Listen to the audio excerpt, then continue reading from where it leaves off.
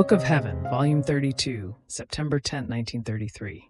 How our Lord disburses the price to purchase His divine will in order to give it to the creatures. The bath in the Divine Volition. The little sea of the soul and the great sea of God. I was following the divine will in its acts, both in creation and in redemption, how all of them had a connection with the human will, so that the divine might have its place.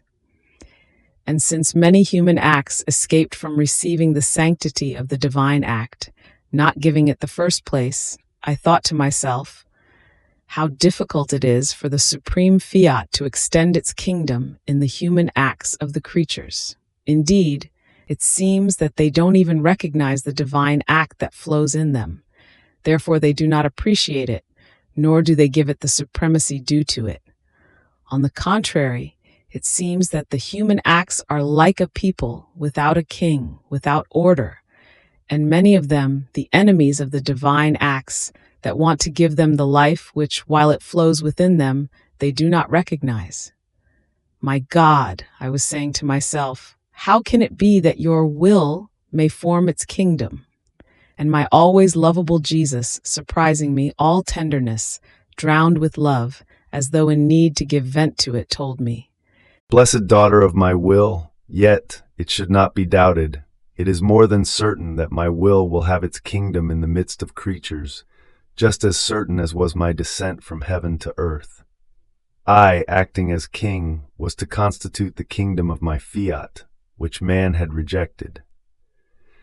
Therefore my divinity, united to my humanity, descended from heaven in order to purchase my divine will for the creatures. Each act I did was a disbursement of the price that was needed, and which I gave to the divine majesty in order to buy back what man had rejected and lost. So each act, pain, tear of mine, and my very death on the cross were nothing other than the disbursing of the price sufficient to purchase my divine will and give it to creatures.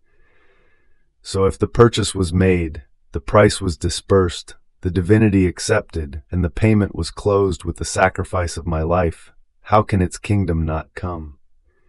Even more, you must know that as my humanity operated, suffered, prayed, so my divine fiat descended down into my human acts and formed its kingdom. And since I was the head, the elder brother of all human generations, the kingdom passed on to my members and to my younger brothers. However, redemption was necessary first because it was to serve to till the ground of the human wills, to purify them, to prepare them, to embellish them, and to let them know how much did the purchase cost this man and God. The purchase he made of this divine will, in order to give it to creatures, that they may receive the grace of being able to receive the great gift of being dominated by my will. Had there not been redemption first, the disbursement of the price would be missing, as well as the preparatory act for a good so great.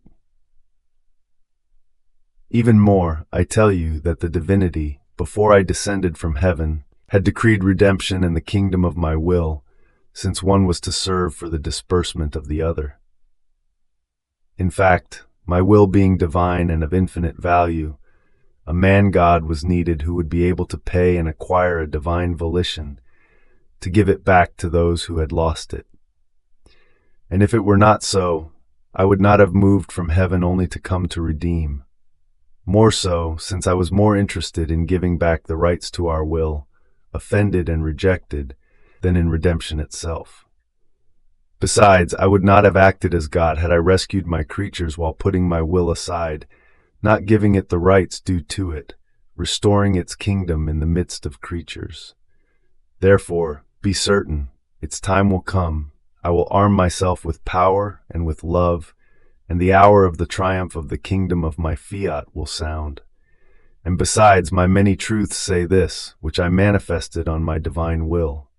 Why tell them if its kingdom were not to come? My prolonged speaking would have been a little game, or an individual good, but no. I can say that my speaking was the continuous disbursement that I put out, to make known what my will is, and how it must come to form its divine kingdom. Therefore be attentive, suffer and pray for so holy a purpose. After this, I continued to immerse myself in the divine fiat. I felt the need to enter into its sea, to take the necessary nourishments in order to nourish and preserve its very will in my soul. The new act it holds, as it feels the need, in me also, to have its new continued act, its infinite refreshments. So, while I was immersing myself in its divine sea, my dear Jesus added, Blessed daughter, your little stream of my volition, enclosed within you, feels the need to dive into the great and immense sea of my will. So one who lives in my will, because of her littleness, has the little sea of my volition inside of her, as well the immense sea outside of her, and what is little feels the need to dive into what is great, so as to expand her little sea more and more. And this she does every time she wants to do acts in my will.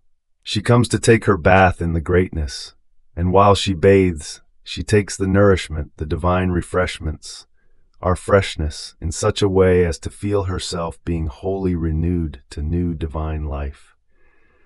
And since my will possesses the communicative virtue, it does not let the creature go out of its great sea if it has not filled her up to the brim with new acts of its will. See then how it awaits your acts in order to give you its bath and to communicate to you its new prerogatives which you did not possess. And if you knew what it means to take a new bath in the sea of my divine volition, each time she feels reborn to new life, she acquires new cognition of the one who created her. She feels loved more in return by her celestial Father, and new love arises within her toward the one whom she loves. In sum, she is the daughter who knows and wants to know more her Father, and does not want to do anything without his will. And he is the Divine Father who calls his daughter to keep her with himself, to make of her a model of himself. Therefore be attentive, and let no act escape you without its taking possession in my supreme fiat. Fiat,